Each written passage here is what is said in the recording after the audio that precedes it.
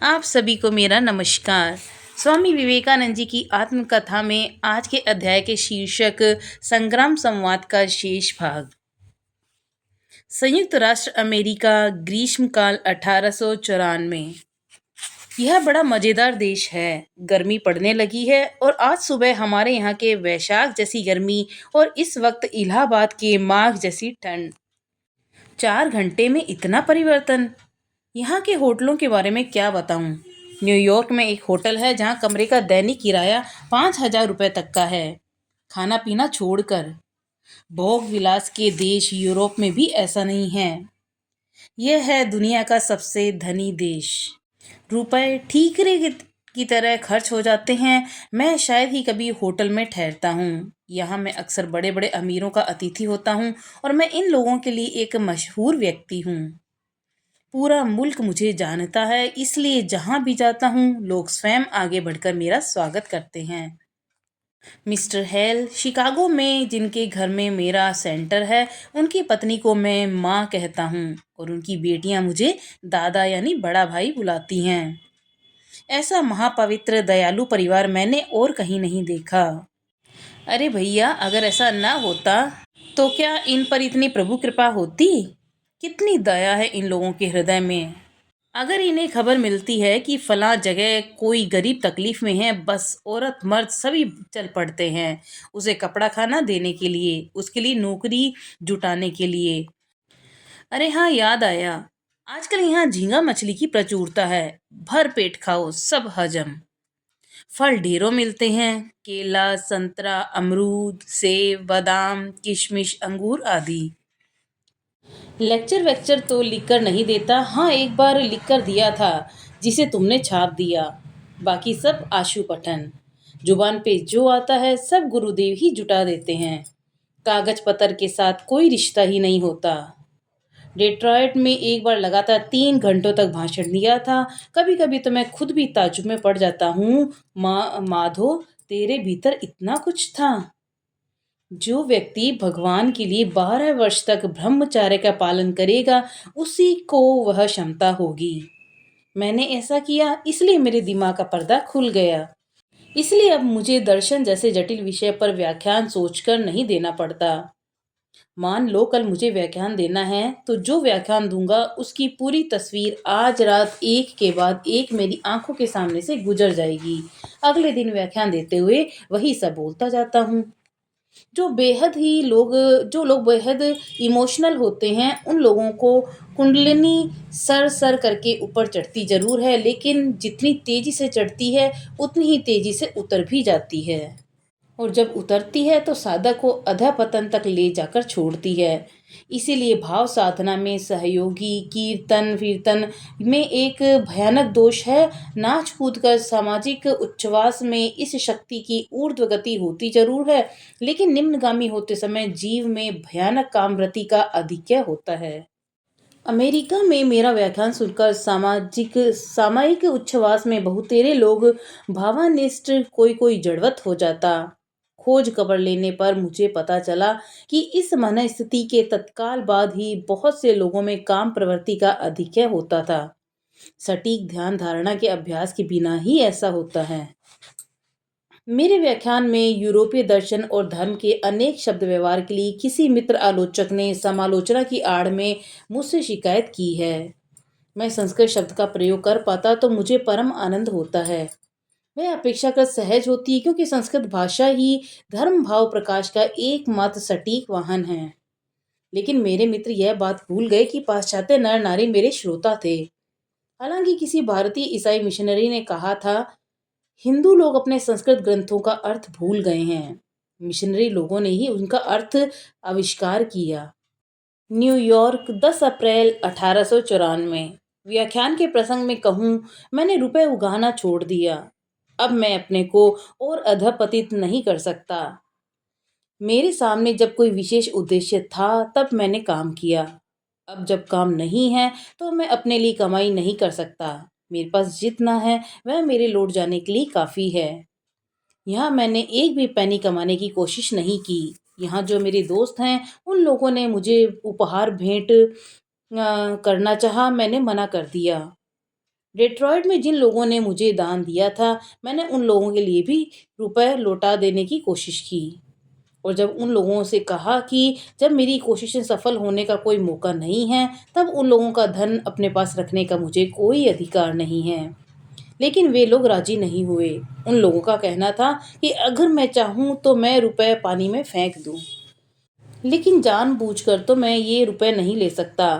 हे माँ, मैं परम आनंद में हूँ। हर जगह मेरे प्रभु ने ही मेरे लिए दयालु लोगों और आश्रय की व्यवस्था की थी। इसलिए अति मात्रा में हिसाबी होने की मुझे कोई ज़रूरत नहीं है। बोस्टन वासियों की तरह हालांकि उतने बौद्धिक होने के बावजूद न्यूयॉर्क के लोग काफ़ी दायित्वशील हैं। बोस्टन वासी यह बखूबी जानते हैं कि हर किसी से कैसे फ़ायदा उठाया जा सकता है, और मुझे संदेह है कि उन लोगों की उंगलियों के बीच से पानी भी नहीं रिस सकता। भगवान उन लोगों का मंगल करे। मैंने दृढ़ संकल्प लिया कि मैं चला जाऊंगा, और मैं जरूर चला जाऊंगा। हे प्रभु, मुझे निश्चल सरल स्वभाव और दरिद्र लोगों के साथ ही रहने दो। मुझे बड़बोले और हाँकने वाले लोगों की छाया तक से दूर रखना। मेरे प्रभु कहा करते थे कि ऐसे लोग गिद्धों के दल होते हैं जो बातचीत में काफी ऊंचे ऊंचे विचरण करते हैं, लेकिन उन लोगों का मन भूतल की मिट्टी में रखे लोंदा भरे सड़े मांस के टुकड़े जैसा होता है। इस बीच एक दिन बारनाम में सर्कस देखने गया था। निसंदेह ये अच्छी चीज है। मैं अभी तक डाउनटाउन नहीं गया हूँ। यह सड़क बेहद ही सुंदर और निर्जन है। एक दिन बारनाम में गाने सुने। स्पेनिश सीरीनाड, वह जो भी है, मुझे बेहद पसंद आया। पाश्चात्य संगीत बेहद अच्छा है और उसके हारमोनी का जवाब नहीं। हम लोग यहाँ तक अभी पहुँच ही नहीं पाए हैं, लेकिन ये हमारे अनभ्यस्त कानों को नहीं सुहाते। इसलिए हमारी धारणा बन गई है कि वे लोग सियार की बोली बोलते हैं। लेकिन ध्यान लगाकर सुनते सुनते मुझे जब समझ में आने लगा तो मैं अवाक रह गया। उनका संगीत मुझे मुग्ध कर देता। मेरे प्रभु कहा करते थे कि ऐसे लोग गिद्धों के दल होते हैं जो बातचीत में काफी ऊंचे ऊंचे विचरण करते हैं, लेकिन उन लोगों का मन भूतल की मिट्टी में रखे लौंदा भर सड़े मांस के टुकड़े जैसा होता है। शिकागो, 24 मई 1894। इसके साथ मैं आपको राजपूताना के अन्यतम शासक महामान्य खेतड़ी के महाराज का पत्र भेज रहा हूँ। साथ ही भारत के महत्वपूर्ण देसी राज्य जूनागढ़ के भूतपूर्व मंत्री का भी पत्र भेज रहा हूँ। प्रिय बंधु, मैं जो सच ही सन्यासी हूँ, इस बारे में हर तरह से आपको आश्वस्त करने के लिए मैं जवाबदेह हूँ। लेकिन यह सिर्फ आपको ही। बाकी निकृष्ट लोग क्या कहते हैं या नहीं कहते हैं, मैं उसकी परवाह नहीं करता। कोई तुम्हें साधु कहेगा, कोई तुम्हें चांडाल, कोई पागल कहेगा, कोई कहेगा दानव। किसी भी और बिना देखे सीधे अपनी राह चलते चलो। यह बात कही थी बुढ़ापे में संन्यास ग्रहण करने वाले राजा भर्तृहरि ने, जो भारत के एक प्राचीन सम्राट और महान सन्यासी थे। मैं न्यूयॉर्क और बोस्टन के बीच में निरंतर आवाजाही करता फिर रहा था। नहीं जानता कब भारत पहुंचूंगा। समस्त जिम्मेदारी उन पर ही डाल देना बेहतर है। वे ही मेरे पीछे रहकर मुझे परिचालित कर रहे हैं। सुनो, मुझे छोड़कर मेरे बिना काम करने की कोशिश करो। मान लो कि मैं कभी था ही नहीं। किसी प्राणी के लिए या किसी चीज की प्रतीक्षा मत करो। जितना कर सको किए जाओ। किसी से कोई अपेक्षा मत रखो। इस देश से मैं जितना चाहूँ रुपए प्राप्त कर सकता हूँ, यह बात सही नहीं है। यह वर्ष इस देश के लिए बेहद कोलाई का वर्ष है, और ये लोग अपने ही दरिद्र लोगों के सारे अभाव दूर नहीं कर पा रहे हैं। ऐसे समय में मैं जो उनके अपने वक्ताओं से काफ़ी सहूलियत ले पाया, इसके लिए मुझे उन लोगों को धन्यवाद देना चाहिए। लेकिन यहाँ भयंकर खर्च हो रहा है। हालांकि मुझे यहाँ हमेशा ही और हर जगह की अच्छे अच्छे और बड़े बड़े परिवारों में आश्रय मिलता है, फिर भी रुपए मानो पंख लगाकर उड़ जाते हैं। हफ्ते भर के अंदर मैं न्यूयॉर्क जा रहा हूँ, और बॉस्टन के अखबार में मेरे विरुद्ध लिखी गई रचना पढ़कर मिसेज बैगली काफ़ी विचलित हुई हैं। उन्होंने डेट्रॉइट से मुझे उसकी एक प्रति भेजी है और पत्र वत्र लिखना बंद कर दिया है। प्रभु उन्हें आशीष दें। वे मेरे प्रति हमेशा ही बेहद सदय रही हैं। हमारी ये दुनिया भी अजीब जगह है। पूरी तरह अपरिचित और मामूली सी परिचय पत्रहीन होने के बावजूद यहाँ के लोगों से जिस मात्रा में मुझे सहृदयता मिली है, उसके लिए मैं ईश्वर के प्रति दिल से कृतज्ञ हूँ। आखिरकार सभी कुछ ही मंगलमुखी है। मनुष्यों से सहायता लेना मैं पसंद नहीं करता। जो गिरी, गुफा, दुर्गम वन और मरुभूमि में मेरे साथ साथ रहे, मेरा विश्वास है वे हमेशा मेरे साथ रहेंगे। और अगर ऐसा नहीं हुआ तो मुझसे भी अधिक शक्तिमान कोई पुरुष किसी दिन जन्म लेगा और यह महान कार्य उससे संपन्न कराएंगे। मैं पूर्णतः निश्चल हूँ और मेरे चरित्र की सबसे मुख्य त्रुटि यह है कि मैं अपने देश से प्यार करता हूँ, बेहद बेहद प्यार करता हूँ। यहाँ मेरे कामकाज के विस्तार की आशा लगभग शून्य तक पहुँच गई है, क्योंकि यहाँ विस्तार की काफ़ी संभावना तो थी, लेकिन निम्नोक्त कारणों से वह आशा बिल्कुल ही निर्मूल हो गई है। भारत को जो थोड़ी बहुत खबरें मिल रही हैं वह मद्रास से भेजे गए पत्रों से। तुम लोगों के पत्रों से तो हमेशा यही सुन रहा हूँ कि भारत भी में सभी लोग मेरी काफ़ी प्रशंसा कर रहे हैं, लेकिन ये खबरें तो केवल तुम जानते हो और मैं जानता हूँ, क्योंकि आला सिंगा द्वारा भेजे गए 3 वर्ग इंच के कागज़ के टुकड़े के अलावा मुझे ऐसा एक भी भारतीय अखबार नहीं मिला जिसने मेरे बारे में कुछ लिखा गया हो।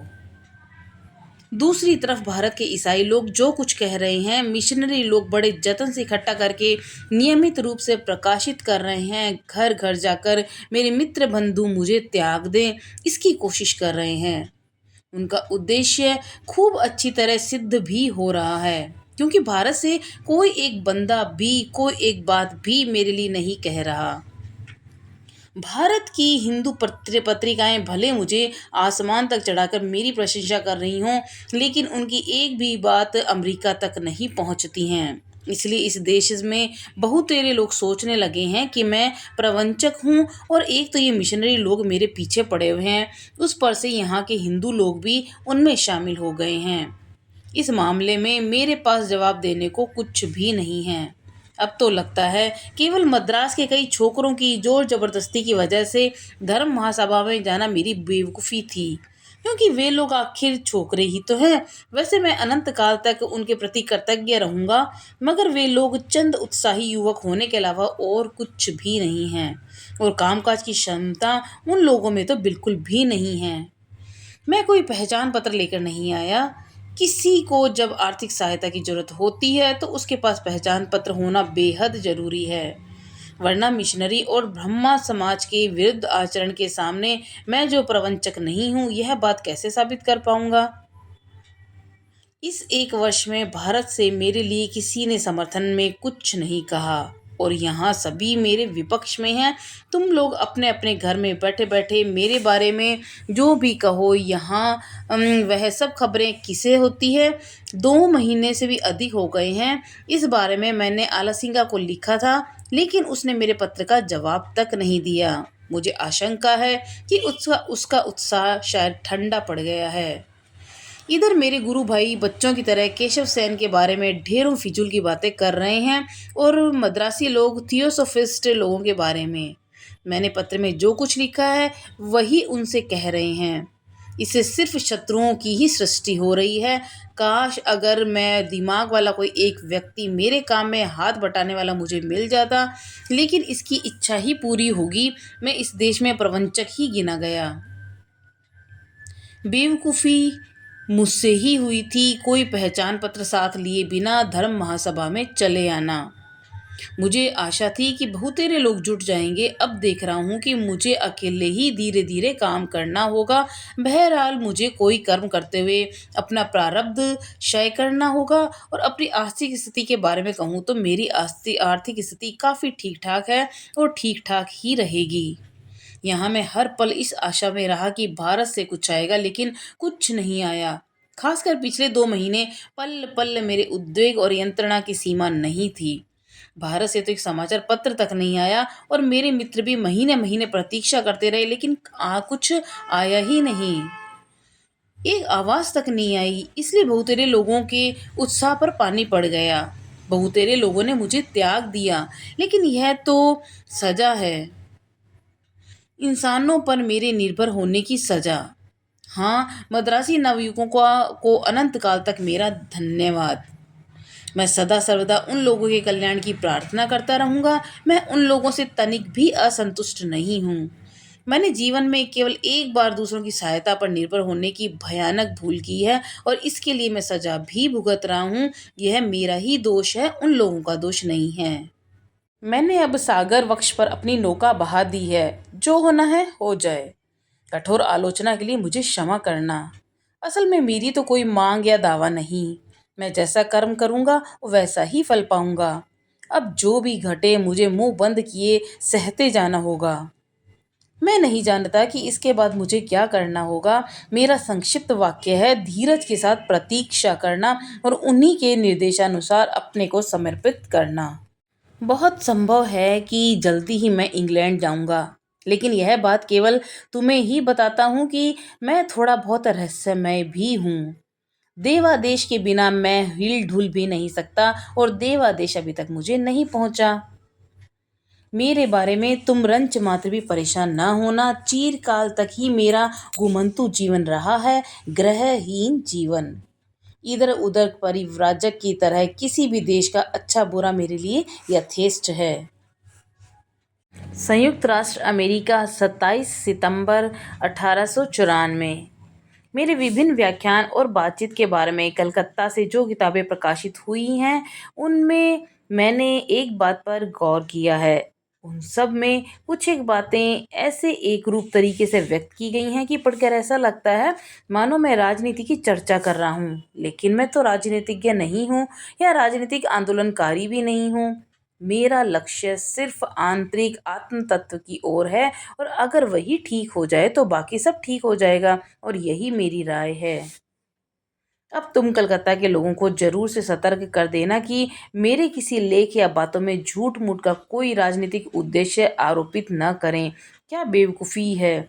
सुना है रेवरेंड कालीचरण बनर्जी ने ईसाई मिशनरी के लोगों के सामने अपने एक व्याख्यान में कहा था कि मैं एक राजनीतिक प्रतिनिधि हूँ और अगर सर्वसाधारण के सामने यह बात कही गई हो तो मेरी तरफ से उनसे खुलेआम कहना कि वे कलकत्ता के किसी भी अखबार में लिखकर अपनी बातें प्रमाणित करें या अपना यह अहमकाना मंतव्य वापस लें। मैंने आम तरीके से ईसाई संचालित शासन तंत्र को निशाना बनाकर सरल ढंग से समीक्षा करते हुए कुछ एक कड़ी कड़ी बातें कही हैं, लेकिन इसका मतलब यह नहीं है कि मेरा राजनीतिक या किसी किस्म की किसी चर्चा की तरफ रुझान है या राजनीति या उस किस्म के किसी विशेष विषय से मेरा कोई सरोकार है। जो लोग ऐसा सोचते हैं इन सब व्याख्यानों के विशेष विशेष अंश उद्धृत करके प्रकाशित करने से एक शानदार मामला बनता है और जो लोग ये साबित करना चाहते हैं कि मैं एक राजनीतिक प्रचारक हूँ मैं उनसे कहता हूँ कि हे ईश्वर मेरे मित्रों के हाथों से मेरी रक्षा करो। मेरे मित्रों से कहना जो लोग मेरी निंदा करते हैं उनको मेरा एकमात्र उत्तर है बिल्कुल खामोश रहना। मैं उन लोगों का ठेला लेकर अगर कंकड़ मारने जाऊं तब तो मैं उन्हीं के स्तर पर उतर जाऊंगा। उन लोगों से कहना सत्य अपनी प्रतिष्ठा अपने आप करेगा। मेरे लिए उन लोगों को किसी से विरोध करने की ज़रूरत नहीं है। साधारण लोगों से जुड़े इस फिजूल से जीवन और अखबारों की खब्द से मैं बिल्कुल ही परेशान हो गया हूँ और अब मेरे प्राणों में यह आकांक्षा जागी है हिमालय की उस शक्तिमय गोद में मैं वापस लौट जाऊं। शिकागो सितंबर 1894। इन दिनों मैं इस देश में सर्वत्र घूमता फिर रहा हूँ और सब कुछ देख रहा हूँ और इस नतीजे पर पहुँचा हूँ कि समग्र पृथ्वी में एकमात्र एक ही देश है जहाँ लोग समझते हैं कि धर्म क्या चीज़ है और वह देश है भारतवर्ष। हिंदुओं में तमाम दोष त्रुटियां हों इसके बावजूद नैतिक चरित्र और आध्यात्मिकता में अन्य जाति से भी काफ़ी ऊर्ध्व हैं। उनकी निस्वार्थ संतानों की यथा योग्य जतन तदबीर और उद्यम द्वारा पाश्चात्य की कर्मेषणा और तेजस्विता से के कुछ उपादान हिंदुओं की शांत गुणावली में मिला दी जाएं तो अब तक पृथ्वी पर जितनी भी तरह के मनुष्य नजर आ रहे हैं उन सब से काफ़ी उत्कृष्ट किस्म के मनुष्य आविर्भूत होंगे।